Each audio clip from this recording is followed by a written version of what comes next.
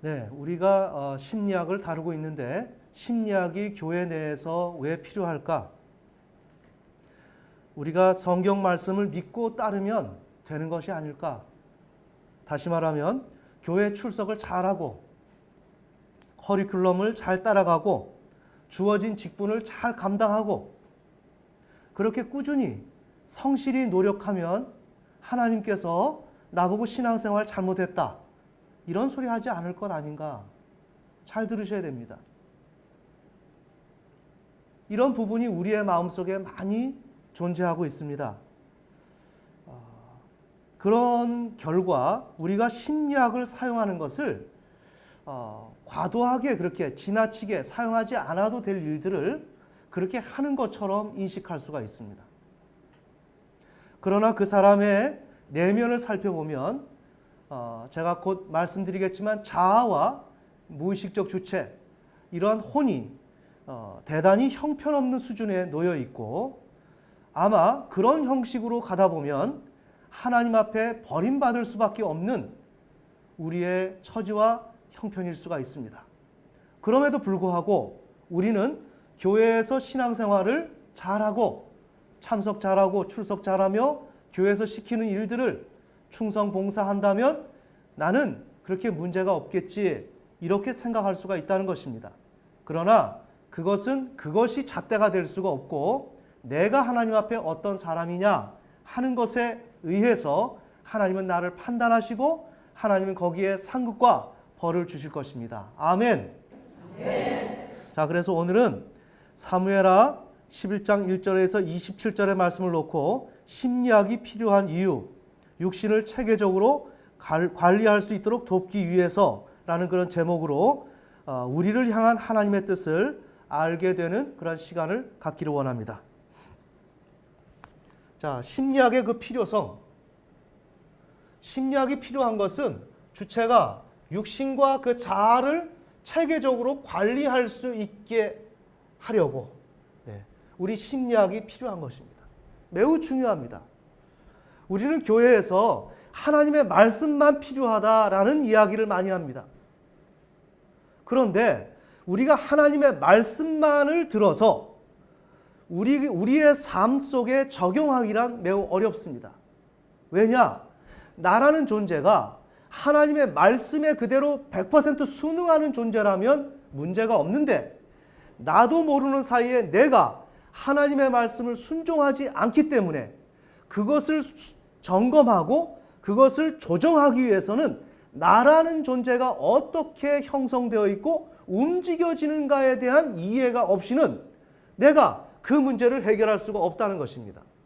다시 말합니다. 내가 하나님께서 우리에게 말씀하실 때 아멘하고 내가 받아들이고 재차 이런 문제가 언급할 필요가 없이 잘 진행된다면 나라는 존재에 대해서 이해할 필요가 별로 없습니다.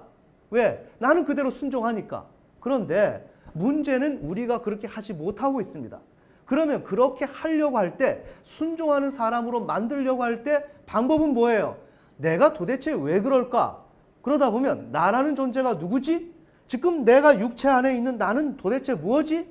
영혼, 육이 어떻게 돌아가는 거지? 이해가 필요하다 이거예요. 그 이해를 필요로 하기 위해서는, 알기 위해서는 나에 대한 지식이 필요한데 그 지식은 바로 심리학이라고 하는 하나님께서 우리에게 주신 일반 계시가 우리에게 필요하다는 것입니다. 아멘. 네. 자, 그런데 우리 교회에서 기본적으로 인식하는 점이 있습니다. 우리가 자신의 의지와 노력으로 이렇게 순종하면 우리의 신앙생활은 가능하다 이런 생각을 가지고 있어요.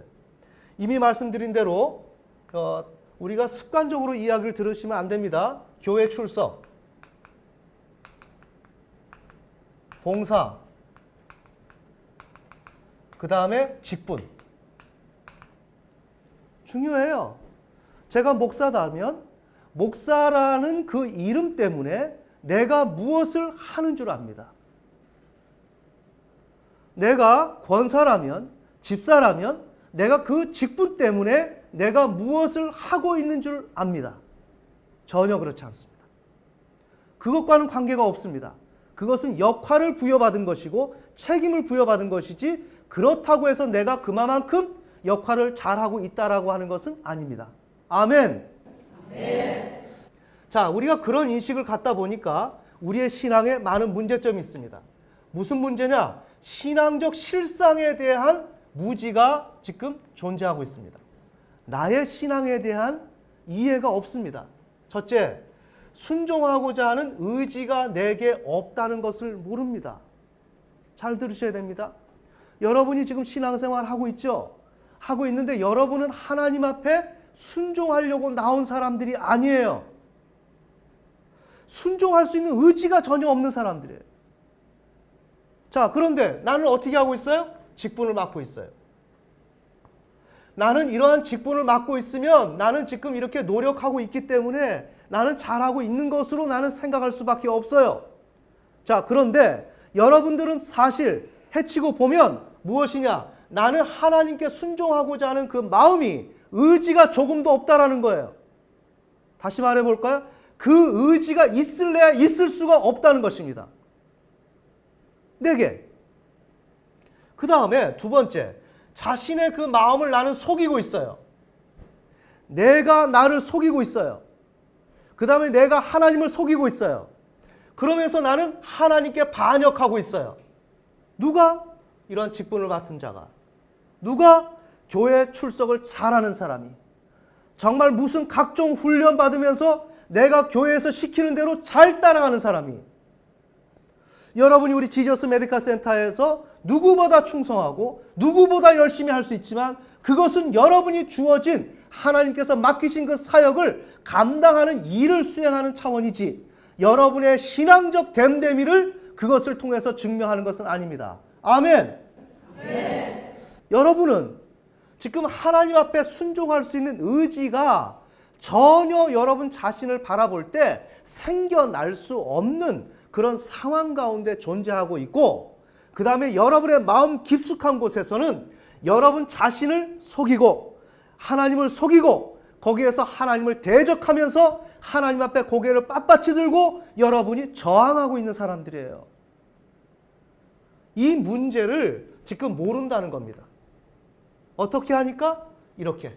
우리가 이런 식으로 하는 것이 신앙생활을 잘하는 것이다. 이 정도만 하면 나는 잘하는 것이다 하는 생각에 갇혀 있을 때.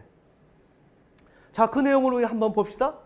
자, 우리가 여긴 대타자라 그랬죠. 이렇게 될 때, 자, 우리가 주체가 있다면 이런 대소타자를 통해서 자아를 실현하고 육신, 본능, 혼, 주체는 무의식으로 억압되죠. 두 번째 코스에서 이 주체가 이 소타자를 바라볼 때는 누굴 본다 그랬어요? 소타자 안에 있는 대상아. 엄마의 그 젖가슴에서 내가 포근하고 따뜻하고 내가 그 엄마를 통해서 경험하고 싶었던 그 엄마. 그 엄마인 그 대상아. 그 대상아를 바라본다 그랬어요. 자, 이렇게 대상아를 바라볼 때 이 주체가 지금 무엇을 하고 있느냐? 나라고 하는 사람, 우리 신앙의 사람은 생존의 필요성을 가장 염두에 두고 있다는 거예요. 여러분은 하나님을 믿으려고 하는 사람이 아니라 내가 살기 위해서 몸부림치는 사람이지 하나님을 믿는 것에는 관심을 두고 있지 않은 사람들이에요. 자, 우리의 신앙을 보세요. 여러분이 누구보다 열심히 믿는 것 같아요. 열심히 믿는 것 같아요. 찬양도 열심히 하고 사역도 열심히 하고 그렇게 열심히 합니다. 그러나 그 모습을 보면 우리는 무언가 하나님에게 할 수 있고 하고 있는 것처럼 보일지 모르지만 여러분의 근본적인 동기로 들어가면 여러분은 먹고 사는 것, 내가 오늘 충동대로 사는 것, 그것 자체가 여러분의 목적이지 그 이상은 아니라는 겁니다. 그러면서 여러분이 어떻게 하느냐?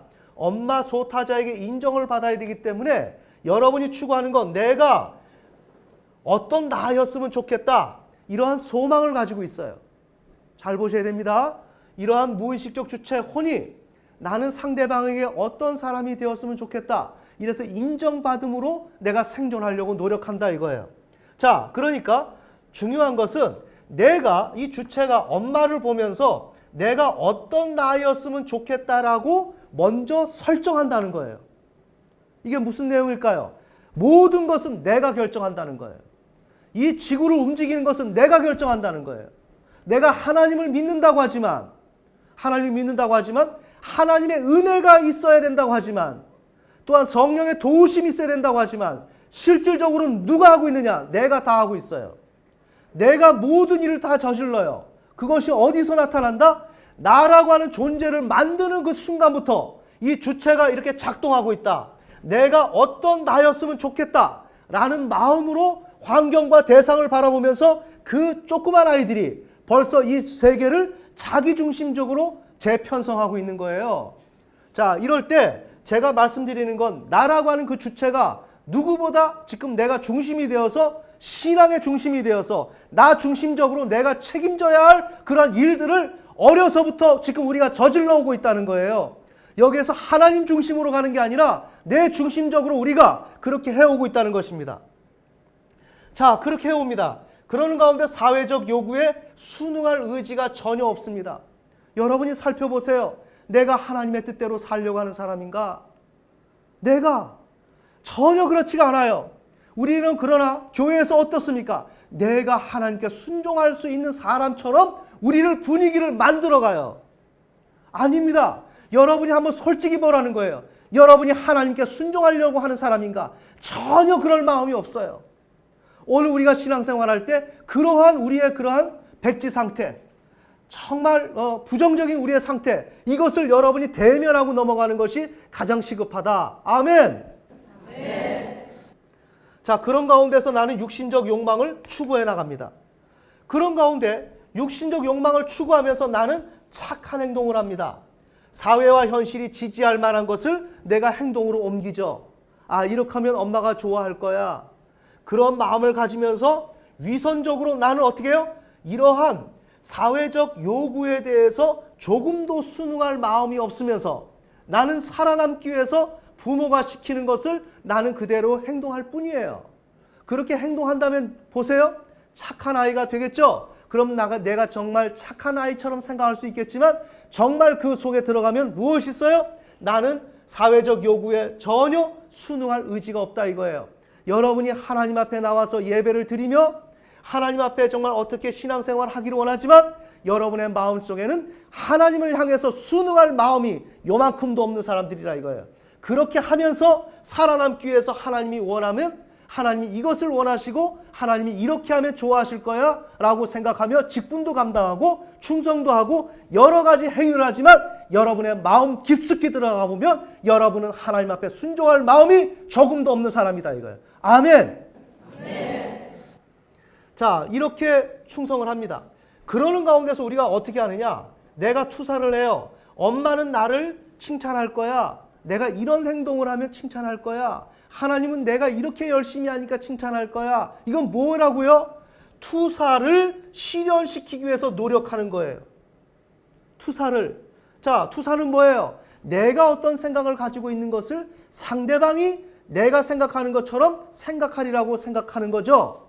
이게 투사입니다. 그러니 엄마는 나를 칭찬할 거야. 내가 엄마에게 칭찬받고 싶은 것을 엄마는 나를 칭찬할 것이라고 투사하면서 그 투사를 실현하기 위해서 노력한다 이거예요. 누구에게? 엄마를 보면서. 잘 보셔야 돼요. 그렇게 하면서 어떻게 합니까? 요거 A 프라임은 나라고 하는 거울상이에요. 자, 거울을 보면 거울에 내 이미지가 뜨죠. 그게 바로 납니다. 그러면 그 이미지가 뜰 때 여러분이 거울을 볼 때 어때요? 제발 좀 오늘 좀 이뻤으면 좋겠다. 이런 마음을 가져요. 기대치를 가지고 여러분이 거울을 본다 이거예요. 그 기대치를 가지고 본다는 것은 내가 가지고 어떤 소망을 가지고 있던 그 마음을 어떤 작용을 통해서 그 거울이 나에게 좋은 쪽으로 말해주고 보여주기를 희망하는 마음으로 우리는 거울을 봐요. 이해가 되십니까? 네. 그런데 오늘 마침 뽀드락지가 없어. 마침 좀 이쁘게 보여. 아, 괜찮은 것 같고 만족스럽죠. 그건 뭐예요? 나의 투사를 실현하기 위해서 노력을 했는데 바로 그 거울에 나타난 그 상이 내가 원하는 대로 지금 등장이 됐다 이거예요. 그러면 거울에 등장한 이 거울의 모습은 누구의 모습일까요? 내가 원하고 내가 조작한 방법이에요. 이해가 되십니까? 여러분이 거울을 봐도 그 거울은 객관적인 거울이 아니라 나의 주관화된 하나의 결과물들이에요. 나의 어떤 투사가 작용이 되어서 그 거울을 통해서 내게 와요. 그 거울을 보는데 참 못생겼어요. 내가 죽어야지. 이건 뭐예요? 내 마음속에서 나에 대한 비관과 나에 대한 잘못된 생각이 있었기 때문에 그 거울로 보이는 그 거울상을 통해서 나를 평가해요. 자, 그렇게 하면서 자아를 만들어요. 무슨 내용이냐? 우리는 순종하고자 하는 의지가 첫째 없다. 어디에서? 이 자아 때문에. 이 자아가 왜 그러냐? 이 자아는 잘 보세요. 내가 나에 대해서 나 자신을 내가 부인하면서 이 대상에게 투사해가지고 거울을 통해서 나를 만든 거예요. 나라고 하는 자아는. 그러니 이 자아는 어때요? 거짓된 존재예요. 맞지 않습니까? 나의 실제를 인정하면서 산출된 내가 아니라 나 자신을 본질을 부인해버리고 그것을 통해서 이런 투사를 통해서 나를 만들었어요. 그렇게 만들었을 때 나는 여기서 100점을 받았어요. 정말 나는 엄마가 말하는데 순응할 의사가 전혀 없어요. 그런데 점수는 100점 받았어요. 나는 착한 아이가 돼요. 나는 괜찮은 아이가 돼요. 이해가 되십니까? 이게 바로 저의 인생이었죠. 저는 제가 꽤나 착한 사람인 줄 알았어요. 꽤나 착한 사람. 나는 정말 하나님 앞에 순종할 수 있는 사람처럼 봤어요. 나 스스로가. 여러분 어땠어요? 여러분 자신은 괜찮은 사람 아닌가요? 내가 조금 뭔가 부족해서 그렇지 이것만은 괜찮은 사람이라고 하는 그런 면이 여러분들에게 있습니다. 바로 그것이 자아입니다. 나는 절대로 그런 사람이 아니에요. 사실은. 왜? 나는 여기에서부터 사회적 요구에 순응할 의사가 전혀 없는 사람이었으니까.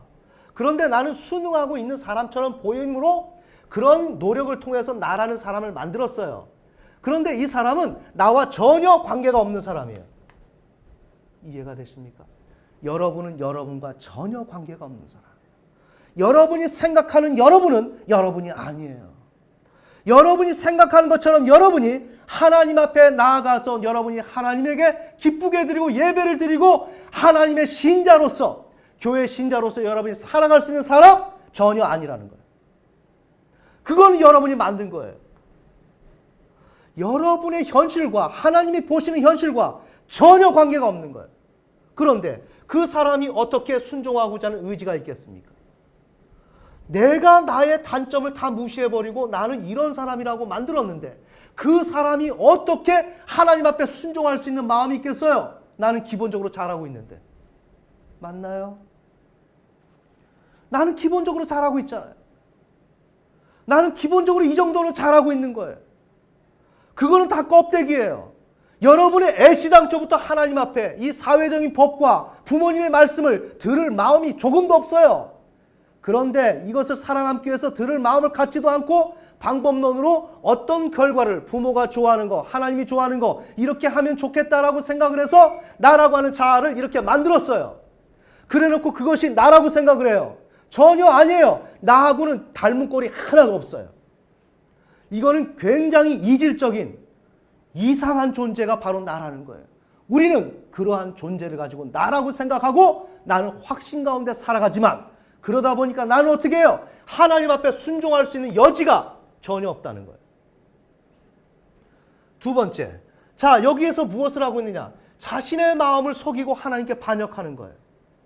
여기에서 나의 육신적 욕망을 추구하면서 착한 행동을 추진해 나가고 위선적인 행동을 하면서 나 자신을 속이는 거예요. 보세요. 나는 하고 싶지 않다는 그 마음을 나는 인정하지 않으면서 착한 행동을 할 때는 내가 이 행동을 통해서 나를 속이는 거예요. 보이세요? 그렇게 속이고 나는 하나님을 속이고 하나님께 반역을 해요. 어떻게 반역하느냐? 이런 것을 속이는 가운데 하나님께서 나에게 맡기신 일들을 소홀히 해요. 내가 이 욕망을 따라가다가 내가 하나님께서 맡기신 일들을 사명을 내가 충실히 하지 못해요. 신자로서 빛과 소금이 되고 하나님께서 우리에게 부여하신 맡은 바 신자로서 마땅히 해야 될 그런 구체적인 항목들을 우리는 전혀 실현할 수가 없어요. 왜? 나는 욕망을 추구하다 보니까. 그게 바로 다윗이에요. 자, 밧세바를 가늠합니다. 우리아의 남편 밧세바를 가늠합니다. 자, 이렇게 할 때 우리는 어떤 해석을 하느냐? 다윗이 성적인 문제만큼은, 욕망의 문제만큼은, 성적인 문제만큼은 좀 취약했다. 다윗이 그것만 다룸을 받았다면 참 좋았을 텐데 이렇게 하고 넘어갑니다. 전혀 아닙니다. 지금 다윗이 문제가 일어났던 것은 오늘 본문 말씀 음란의 문제가 아닙니다. 성적인 충동 자체를 조절하지 못한 것의 문제가 아닙니다. 뭐냐? 우리에게는 젖을 빨 때 구순 충동이 있죠. 젖가슴을 빨아요. 그렇게 되면 그때 바로 무엇이 붙느냐? 생식기적 충동이 거기에 덧붙여지게 되어 있습니다. 젖가슴을 빨 때는 구순 충동, 빨고 젖을 먹고자 하는 충동 외에 젖을 빨면 빠는 쾌감 있죠. 거기에서 생식기적, 성적 충동이 결합이 된다는 거예요. 자, 그 결합이 되다 보니까 이 구순 충동은 생식기적 구순 충동으로 변화가 일어나는 겁니다. 이해가 되십니까? 예. 그렇게 되니 이런 것을 욕망하죠. 그러면 성장 후에 한 사람이 구순 충동, 의존, 엄마의 젖가슴에게 매달려서 안심하고 안정되기를 원하는 그러한 욕망을 실현하는 방법은 어떻게? 성적인 방법으로 취득이 가능하다는 거예요. 아멘. 네. 그러니 다윗이 밧세바를 간음한 것은 음란의 문제가 아니라 의존의 문제다. 이건 인간의 가장 기본적인 욕망의 문제다. 그래서 육신의 그 욕망의 만족을 위해서 자신과 하나님을 속이고 주도 면밀하게 하나님을 대적하는 행위를 한 것이 다윗이다. 아멘. 네. 결론의 말씀 맺겠습니다. 우리는 신앙을 자신이 의지를 갖고 하나님의 말씀에 순종하면 나는 된다고 생각해요. 그러나 우리는 순종할 수 있는 의지조차 없고 또한 자신이 자신과 하나님을 철저히 주도 면밀하게 속이고 그렇게 살아가면서 하나님이 나에게 맡기신 사명을 내가 소홀히 하고 거기에서 벗어나는 일을 행합니다. 자, 이렇게 행할 때 여러분에게 뭐가 있느냐? 오늘 본문 말씀의 다윗은 하나님 앞에 모든 것이 무효화가 되었습니다. 남의 아내를 취했을 때 너의 아내가 벌건 대낮에 다른 사람에게 아내를 내어주게 될 거야.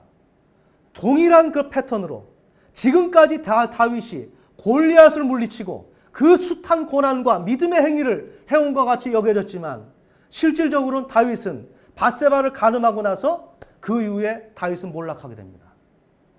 무엇을 얘기할까요?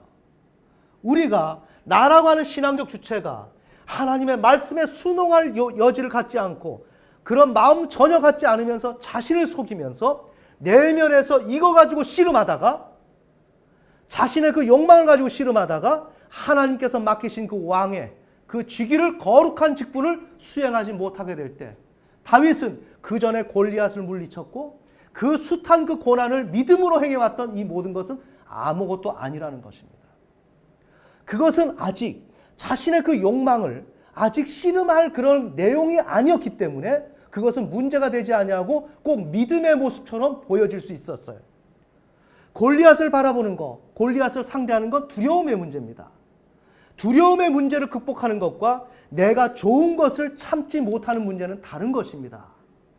우리는 내가 원하는 그 욕망을 그 실현을 해야 되는데 그것을 우린 내려놓지 못하고 그것을 하는 가운데 하나님께서 나에게 맡기신 그 사명을 우린 감당하지 못합니다.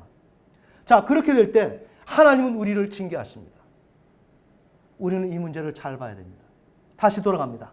우리가 교회에서 커리큘럼과 직분과 출석과 여러 가지 행위를 할지라도 여러분이 그것을 가지고 여러분이 하나님 앞에 상급을 받거나 인정받는 기준이 될 수는 없는 것입니다. 여러분의 그 마음속에 여러분이 어떻게 하나님을 향해서 내가 순복하기로 마음을 결정했는가? 예수님께서 하나님 아버지 앞에 절대적으로 순종하고 절대적으로 십자가가 나에게 주어진다 할지라도 내 욕망을 건드리는 것이 아니라 그거 가지고 씨름하는 것이 아니라 하나님 아버지의 그 말씀을 붙들고 그대로 순종하려고 노력하는 사람, 그러한 예수님이 되었기에 그 예수님은 높이 들림 받을 수 있었습니다. 아멘. 네. 오늘 우리에게 신앙생활은 참으로 귀한 시간들입니다. 그런데 여러분이 지금 내가 가지고 있고 내가 걸어가는 이 영적인 실존을 얼마나 깨닫고 있느냐? 내 마음속에서 얼마나 하나님을 거역하고 하나님의 뜻대로 살지 않으려고 하는 내가 있다라는 것. 그러나 여러분이 이러한 문제를 해결하지 못하면 인생에 한 걸음도 나아갈 수가 없습니다. 여러분은 이 문제를 해결해야 됩니다. 그런 가운데서 여러분이 오늘 내가 겉으로 하고 있는 이 모습에 여러분이 오류에 빠지거나 착각에 빠져서 내가 무엇을 하고 있는 사람처럼 생각하면 여러분은 큰 오산이고 그러다 보면 인생에 큰 실패를 맛볼 수밖에 없습니다. 부디 여러분이 하나님의 그러한 진실한 여러분의 또한 그 내면 마음의 중심을 바라보고 있다는 것을 분명히 깨닫고 그대로 하나님의 뜻대로 살아갈 수 있는 여러분 되시기를 예수님의 이름으로 축원합니다.